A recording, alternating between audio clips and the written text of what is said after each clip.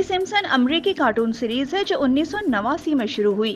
امریکی کلچر کی عکاس اس مقبول کارٹون سیریز کی پیش گوئیاں گزشتہ 3 دہائیوں میں درست ثابت ہوئیں۔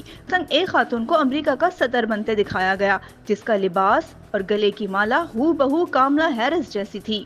سمپسن نے ملکہ برطانیہ کے انتقال کی پیش گوئی بھی کی۔ 9/11 سے متعلق پیش گوئی بھی درست ثابت ہوئی۔ کووڈ کا ذکر بھی سمپسنز نے کیا۔ سمپسنز نے ہی ڈونلڈ ٹرمپ کو امریکہ کا صدر بنوایا۔ یہی نہیں، ٹرمپ پر حالیہ قاتلانہ حملے کی جھلک بھی سمپسنز کارٹون میں وائرل ہو چکی ہے۔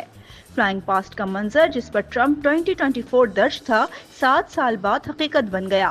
کیپٹل ہل میں ہنگامے، یوکرین پر روس کے حملے اور ٹائٹن آف دوز ڈوبنے کی پیشگوئی بھی سمپسنز نے کی۔ اسمارٹ واچ کا آئیڈیا اور میٹا کی نئی ایپلیکیشن تھریڈز کو بھی پہلے سمپسنز میں دکھایا گیا۔ ایک قسط میں مرکزی کردار ہومر کے کان پر ہو بہو تھریڈز کا لوگو تھا۔